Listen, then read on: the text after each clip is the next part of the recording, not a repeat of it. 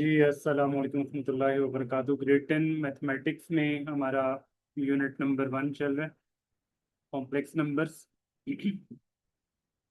और complex numbers में आज जो टॉपिक हम डिस्कस करने जा रहे हैं उसमें उसका नाम है properties of conjugate of complex numbers.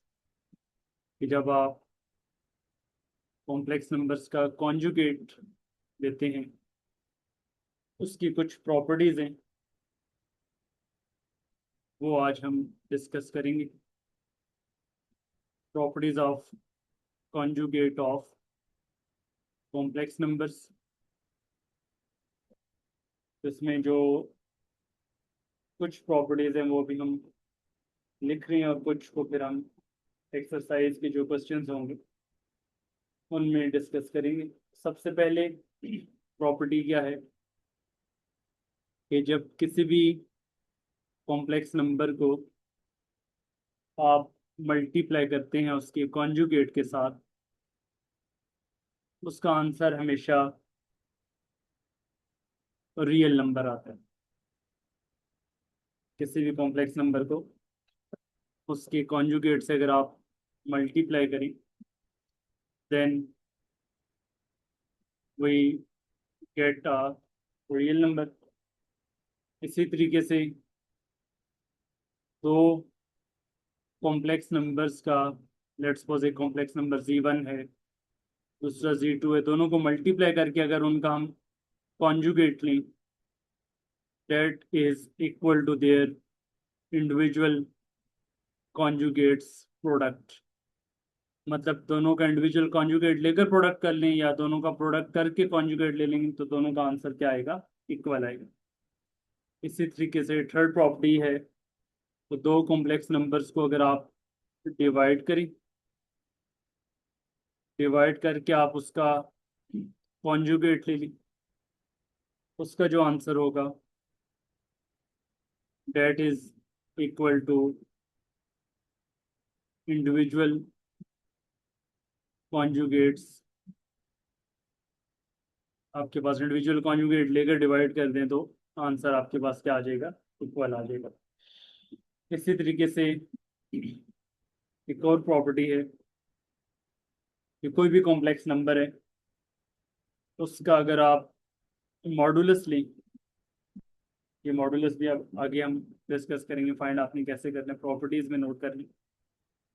उसका मॉडुलस ले लें या आप उसके नेगेटिव का मॉडुलस ले लें या आप उसके कॉन्जुगेट का मॉडुलस ले लें या आप उसके नेगेटिव ऑफ कॉन्जुगेट का मॉडुलस मॉडुलस ले लें, तो सारे आंसर्स आपस में क्या आएंगे?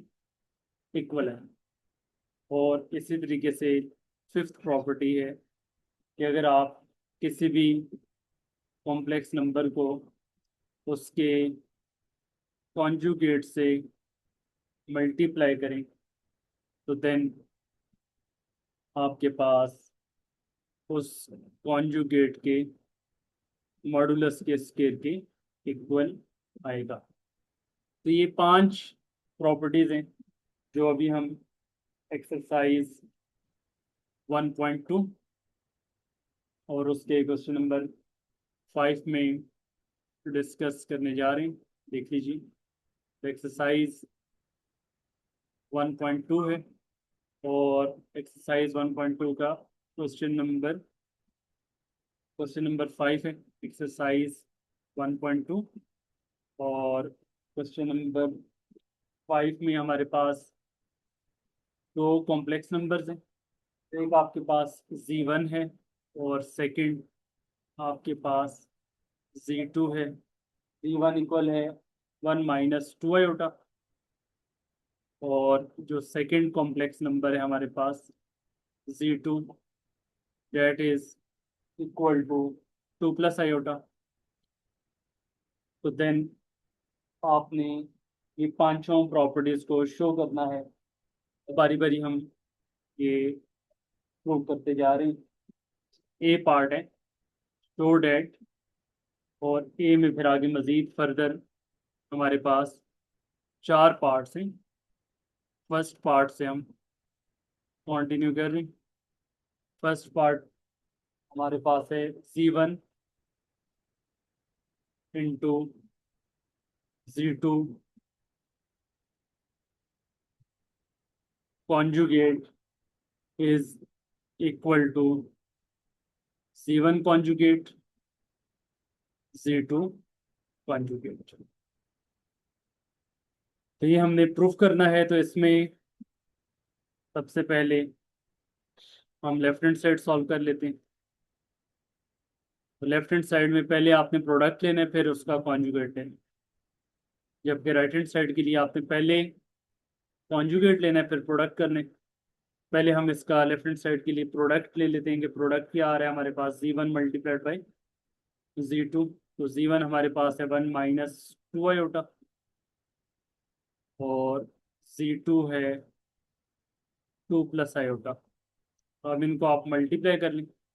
मल्टीप्लिकेशन बहुत सिंपल है, 1 को 2 से मल्टीप्लाई करेंगे 2, 1 को आयोटा से मल्टीप्लाई करेंगे आयोटा, माइनस 2 आयोटा को 2 से मल्टीप्लाई करेंगे तो -4 आयोटा, -2 आयोटा को आयोटा से मल्टीप्लाई करेंगे तो -2 आयोटा स्केयर।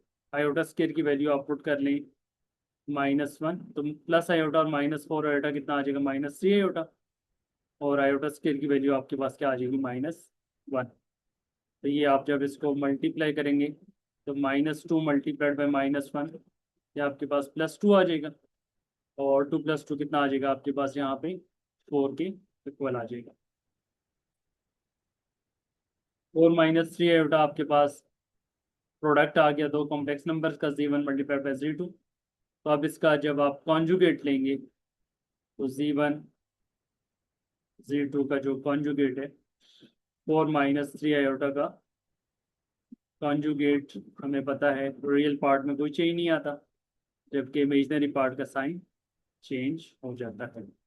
तो आंसर हमारे पास आ गया 4 + 3 आयोटा।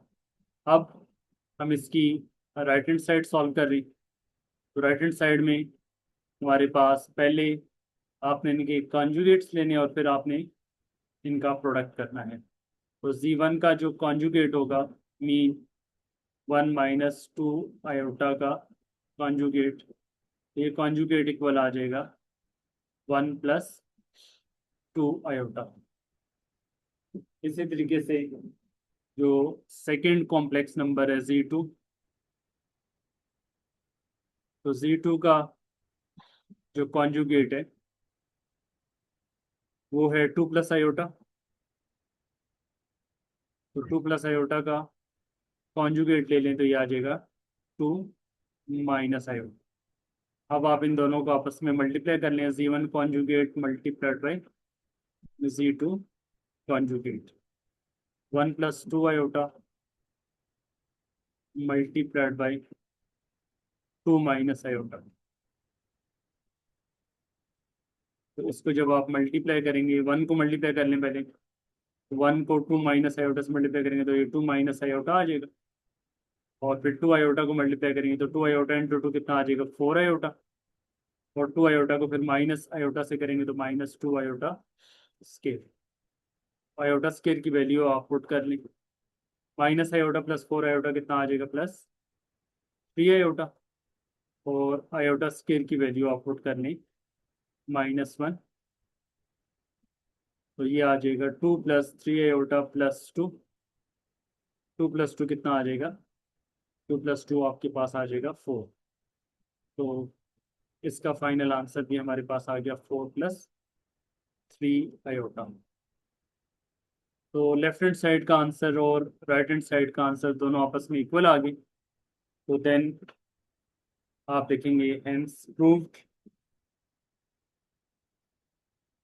क्या प्रूव हो गया, वही प्रॉपर्टी जो हमने ऊपर पढ़ी भी थी, अब हमने नंबर्स के और हवाले से प्रूफ भी उसको कर लिया कि Z1 और Z2 के प्रोडक्ट का कॉन्जुगेट लें या कॉन्जुगेट्स का प्रोडक्ट लें तो दोनों आपस में क्या आएंगे, इक्वल आएंगे। तो हमारे पास यहाँ पे फाइनल आंसर इधर भी 4 + 3 आयोटा आया और यहाँ पर भी 4 + 3 आयोटा आया, तो this means both are equal. अब इसका जो सेकेंड पार्ट है, सेकेंड पार्ट में भी हमारे पास कॉन्सेप्ट यही अप्लाई होगा। और सेकंड पार्ट में आप डिवीजन वाली प्रॉपर्टी प्रूफ करनी है कि Z1 और Z2 को डिवाइड करके उसका होल का कॉन्जुगेट लें, या आप दोनों का कॉन्जुगेट लेकर तो डिवाइड करें, तो आंसर आपके पास क्या आ जाएगा, इक्वल आएगा। तो अब इसके लिए पहले हम लेफ्ट हैंड साइड सॉल्व कर लेते हैं। जी, लेफ्ट हैंड साइड में आपके पास वो पैटर्न होगा, वो ये होगा कि आप पहले इसको आपस में डिवाइड करवा लें। तो क्या बनेगा, Z1 डिवाइडेड बाई Z2। यहाँ पे आ जाएगा Z1 अपॉन Z2। क्वेश्चन के अंदर जो आपके पास Z1 और Z2 की वैल्यू है वही आपने यूज़ करनी है। Z1 है 1 - 2 आयोटा और Z2 है 2 + आयोटा। तो ये आपके पास डिवीजन है। तो अब आप इसकी सिंप्लीफिकेशन करेंगे तो दो नंबर्स की डिवीजन ऑलरेडी हम पहले कर चुके हैं। एडिशन, सब्ट्रैक्शन, मल्टीप्लिकेशन और डिवीजन का टॉपिक हमने एक्सरसाइज के जो फर्स्ट एक्सरसाइज थी 1.1 उसमें हमने डिस्कस किया था। अभी यहाँ पे डिवीजन में आपने क्या करना होता है, रेशनलाइज करना होता है, आयोटा को ख़त्म करना होता है डिनोमिनेटर से। उसके लिए आप उसको कॉन्जुगेट से मल्टीप्लाई और डिवाइड करते हैं। तो 2 + आयोटा है, तो आप इसको 2 - आयोटा से मल्टीप्लाई और डिवाइड कर देंगे। तो ये बनेगा 1 - 2 आयोटा को 2 - आयोटा से मल्टीप्लाई कर लें, तो ये आपके पास आ जाएगा 2 - आयोटा -4 आयोटा +2 आयोटा स्क्वायर। और डिनोमिनेटर में आइडेंटिटी अप्लाई कर लें, A + B × A - B, तो A² माइनस B²। तो -आयोटा और -4 आयोटा कितना आ जाएगा, -5 आयोटा। और आयोटा स्क्वायर की वैल्यू -1। और डिनोमिनेटर में ही आयोटा स्क्वायर की वैल्यू -1 आ जाएगी। तो ये बनेगा आपके पास 2 - 5 आयोटा -2, 2 - 5 आयोटा -2, और माइनस इंटू माइनस प्लस होगा, तो 4 + 1 5, +2 और -2 आपस में कैंसिल आउट हो जाएगा। -5 आयोटा को आप डिवाइड कर लेंगे 5 से, तो ये आपके पास आ जाएगा -5 आयोटा अपॉन 5। 5 को कैंसिल कर दें, तो ये आंसर आ गया -iota. This mean Z1 divided by Z2 का आंसर हमारे पास आ चुका है -आयोटा। अब Z1/Z2 का आंसर -आयोटा जब आ चुका है, तब आपने इसका कॉन्जुगेट लेने। कॉन्जुगेट में अब यहाँ पे रियल पार्ट तो है नहीं, जस्ट इमेजनरी पार्ट है। तो हमें पता है कि कॉन्जुगेट में इमेजनरी पार्ट का साइन चेंज हो जाता है। तो -आयोटा का कॉन्जुगेट क्या आ जाएगा, +आयोटा। तो दिस मीन जो लेफ्ट हैंड साइड की सिंप्लीफिकेशन है, Z1/Z2 का होल कॉन्जुगेट, ये आंसर आपके पास क्या आ चुका है, +आयोटा आ चुका है। तो ये आपकी लेफ्ट हैंड साइड यहाँ पे कंप्लीट हो गई। अब आप राइट हैंड साइड इसकी सॉल्व करेंगे। तो राइट हैंड साइड में पहले आप इसकी कॉन्जुगेट्स ले लेंगे और फिर कॉन्जुगेट्स को आपस में डिवाइड करेंगे। जी, तो Z1 आपके पास आ जाएगा।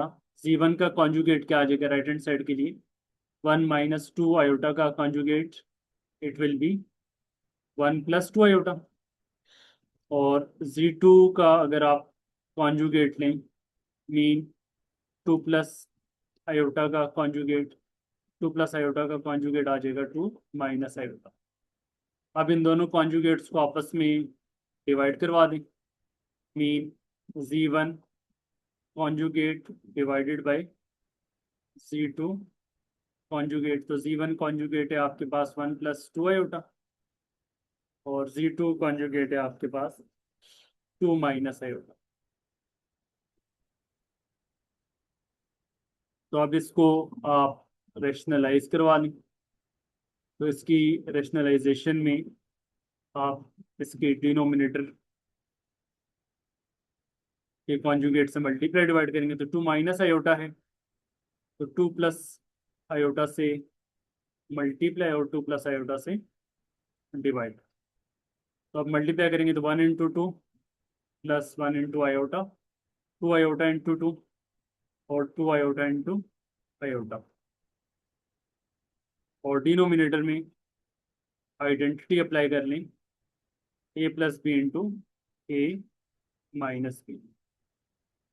तो ये बनेगा 4 आयोटा प्लस आयोटा आ जाएगा 5 आयोटा, और आयोटा स्केयर की वैल्यू -1, और डिनोमिनेटर में भी आयोटा स्केयर की वैल्यू -1।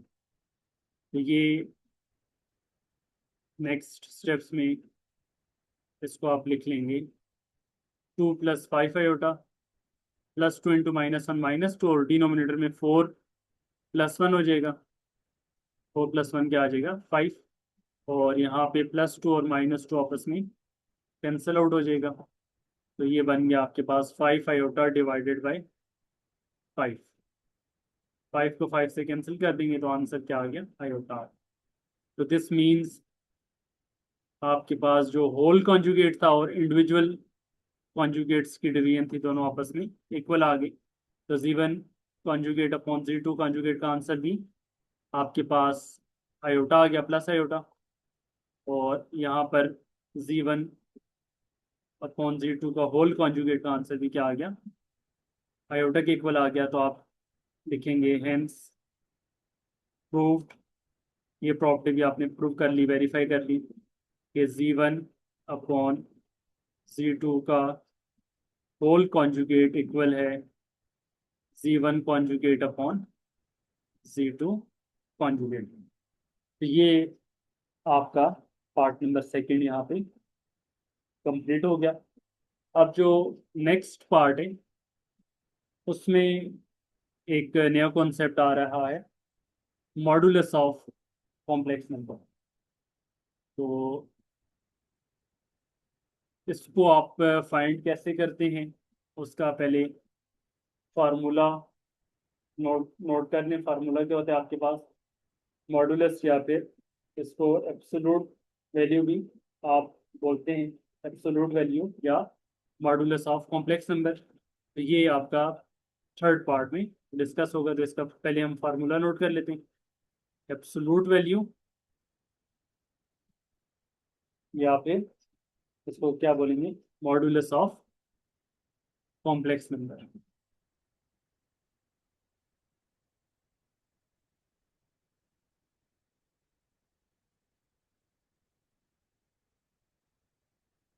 मॉडुलस ऑफ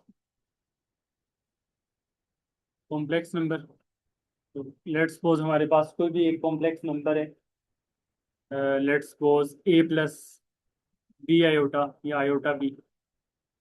अब इसका बेसिकली जो आप इसको कॉम्प्लेक्स प्लेन के अंदर रिप्रेजेंट करते हैं, जैसे रियल प्लेन पे आप ऑर्डर्ड पेयर को रिप्रेजेंट करते हैं, इसी तरीके से कॉम्प्लेक्स नंबर्स को भी आप प्लेन पे रिप्रेजेंट करते हैं। उस डायग्राम को बोलते हैं आर्गन डायग्राम, ठीक है।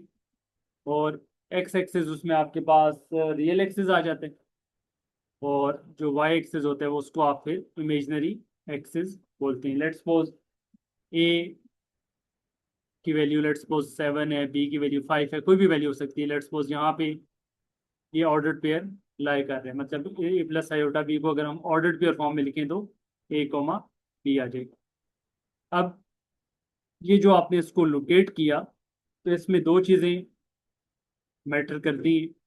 एक ये मैटर करता है कि ये ओरिजिन से कहाँ पे लोकेट हो रहे हैं, कितने डिस्टेंस पर लोकेट हो रहे हैं, और दूसरा ये है कि ये एक्स एक्सिस के साथ एंगल क्या बना रहा है। सेकंड चीज़ जो आएगी वो क्या आएगी कि एक्स एक्सिस के साथ ये एंगल क्या बना रहा है। तो अब ये आपके पास जो ओरिजिन से इसका डिस्टेंस होगा, ठीक है, तो ये जो आप फाइंड करते हैं, उसको लोकेट करते हैं फ्रॉम ओरिजिन, तो ये आपके पास उसका क्या कहलाता है, दिस इज कॉल्ड मॉडुलस। ठीक है, तो लेट्स सपोज इसकी पोजीशन यहाँ पे थी पी और ये ओरिजिन ओ है, तो ये जो ओ से लेकर पी तक की जो लेंथ होगी, ठीक है, तो दिस लेंथ रिप्रेजेंट्स मॉडुलस। ठीक है, और दूसरी चीज पे जो आएगी आपके पास, वो एक्स एक्सिस के साथ एंगल आएगा, तो वो उसकी आपके पास डायरेक्शन को लोकेट करेगा कि कहाँ पे, किस क्वाड्रेंट में ये लाई कर रहा है, फर्स्ट में या सेकंड में, थर्ड में या फोर्थ में। तो दो चीजें इसमें हम डिस्कस करते हैं, कॉम्प्लेक्स नंबर्स के इस डायग्राम को, कॉम्प्लेक्स प्लेन को बोलते हैं, this is called urgent diagram. और ये जो इसकी लेंथ होती है, this is called absolute value या मॉडुलस ऑफ कॉम्प्लेक्स नंबर। और इसका फार्मूला क्या होगा एब्सोल्यूट वैल्यू का, इसको रिप्रेजेंट आप इस तरह दो स्ट्रेट लाइंस के साथ करते हैं, और इसका फार्मूला होता है under root square of real part plus square of imaginary part. तो रियल पार्ट का स्क्वायर प्लस इमेजिनरी पार्ट का स्क्वायर, ये आपके पास इसका फार्मूला होता है। तो अब दो प्रॉपर्टीज जो हमने लिखी थी वो रिलेटेड टू मॉडुलस थी।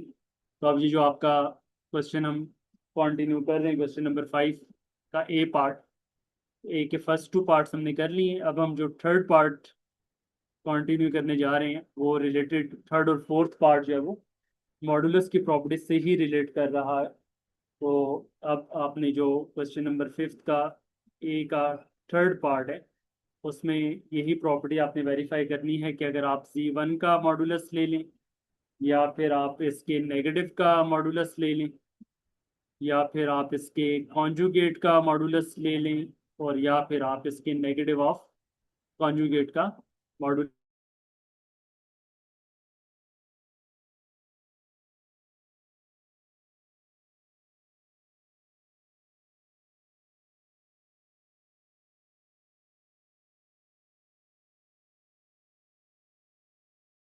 ये हमने प्रूव करना है कि ये सारे इक्वल आने चाहिए। तो Z1 की वैल्यू ऑलरेडी हमारे पास है, Z1 हमारे पास क्वेश्चन में गिवन है 1 माइनस 2 आयोटा।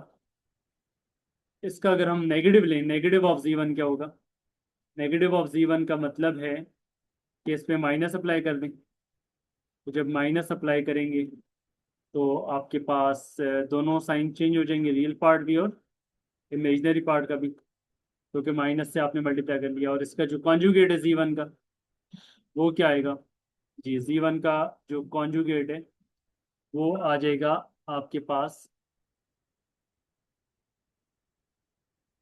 Z1 का जो कॉन्जुगेट है 1 माइनस 2 आयोटा का कॉन्जुगेट आएगा 1 प्लस 2 आयोटा, 1 प्लस 2 आयोटा आ गया। और देन फिर नेगेटिव ऑफ Z1 का जो कॉन्जुगेट है,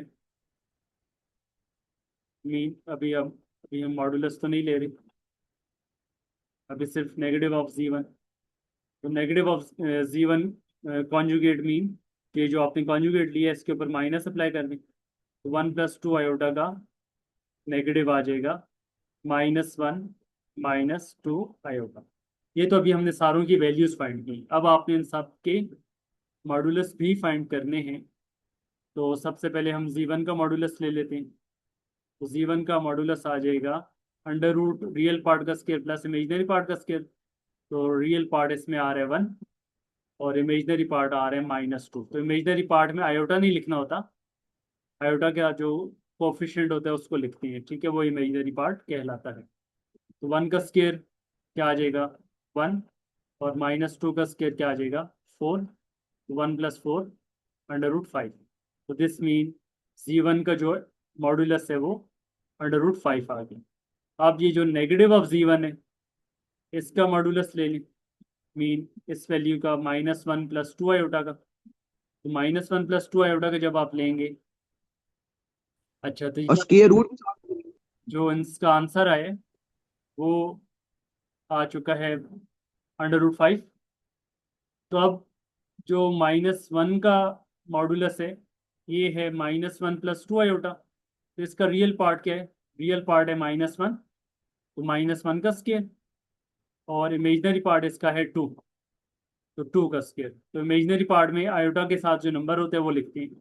ऊपर -2 था तो हमने -2 लिखा इस वाले में, Z1 वाले में, और अब यहाँ पे +2 है तो आपने +2 मेंशन कर दिया। तो जो आयोटा के साथ नंबर होगा that is called imaginary part, तो वो आपके पास इमेजनरी पार्ट कहलाता है। तो अब यहाँ पे ये भी आ जाएगा, -1 का स्केयर +1 और 2 का स्केयर 4, तो 1 + 4 √5।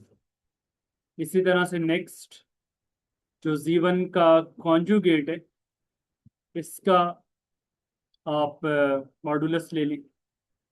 तो ये है 1 + 2 आयोटा, तो 1 + 2 आयोटा का कॉन्जुगेट आ जाए, मॉडुलस आ जाएगा √ रियल पार्ट का स्केयर प्लस इमेजिनरी पार्ट का स्केयर।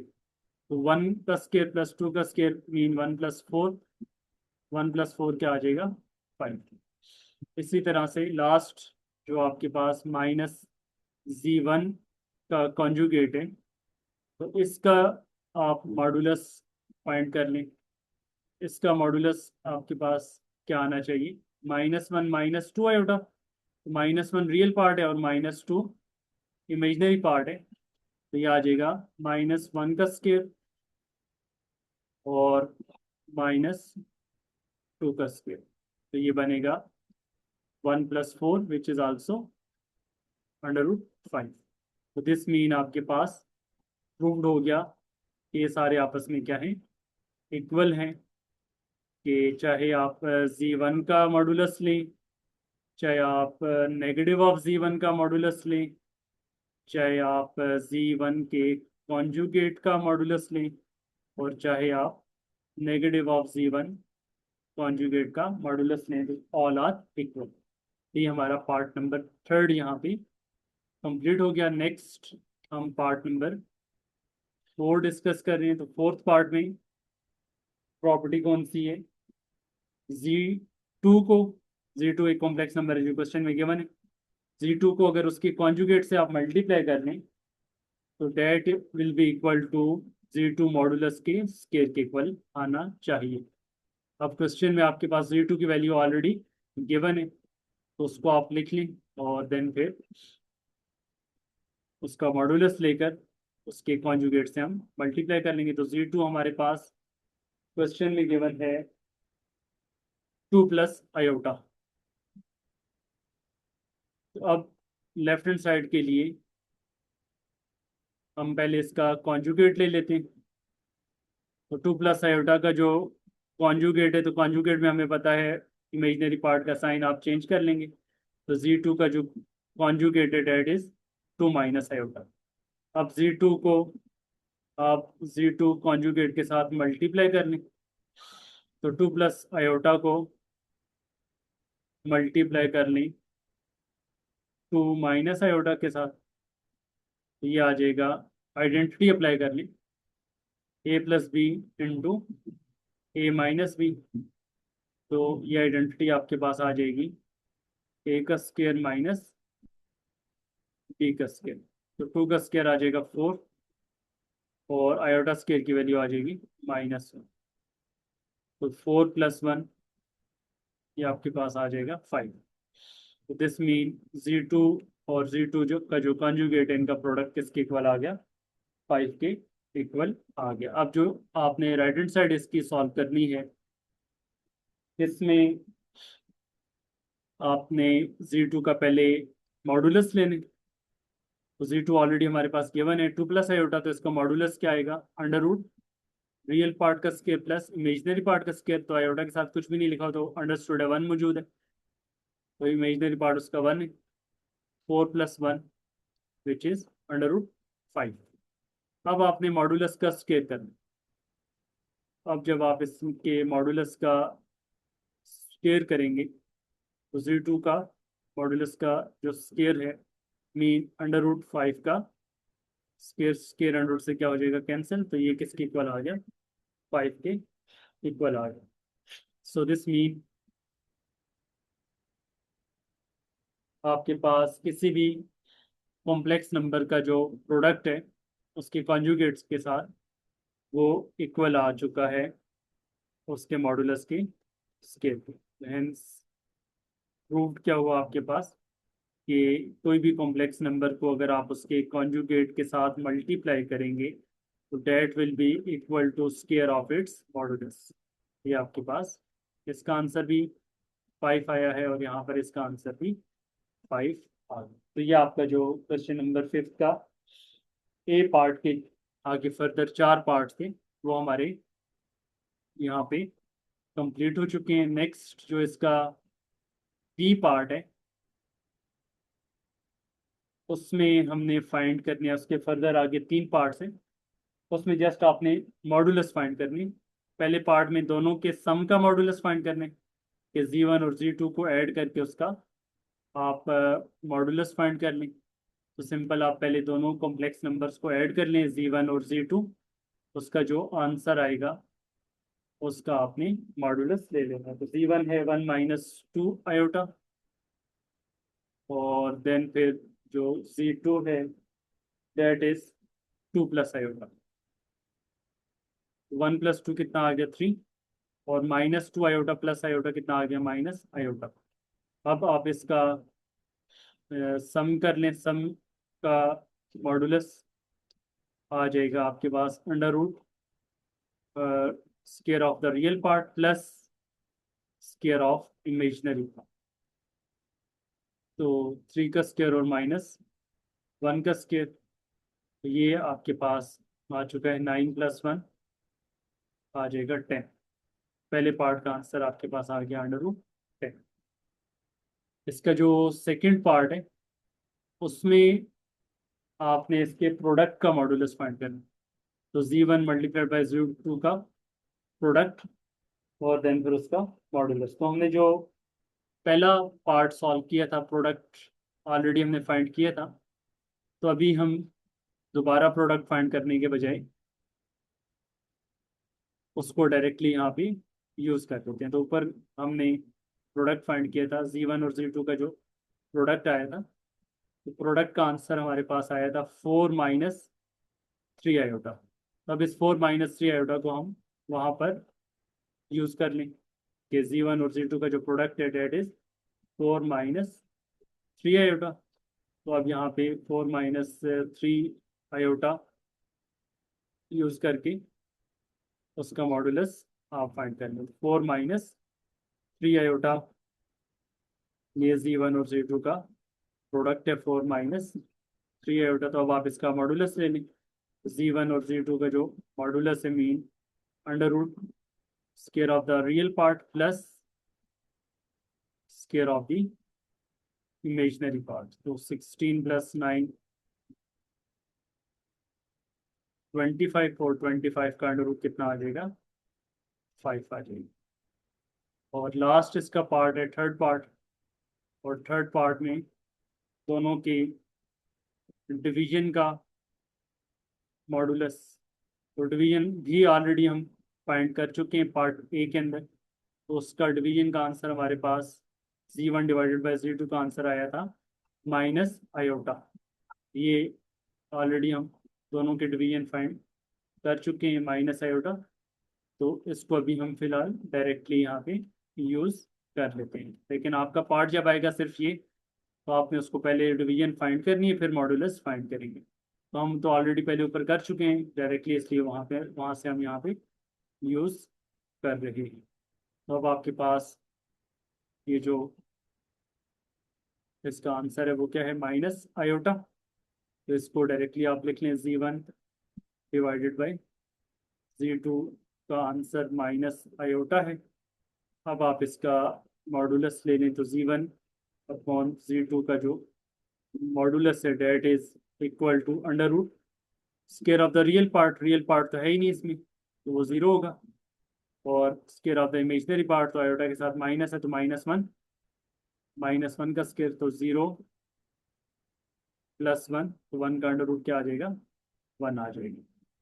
तो दिस मीन आपके पास √ ये 1 आपके पास इसका आंसर आ गया। तो ये हमारा एक्सरसाइज 1.2 का काफ़ी लेंथी क्वेश्चन था क्वेश्चन नंबर 5, जिसमें हमने properties of conjugate of complex numbers भी पढ़ी और प्रॉपर्टीज ऑफ एब्सोलूट वैल्यू भी या मॉडुलस ऑफ कॉम्प्लेक्स नंबर्स की प्रॉपर्टीज को भी हमने डिस्कस किया। तो ये हमारा क्वेश्चन यहाँ पर कंप्लीट हो।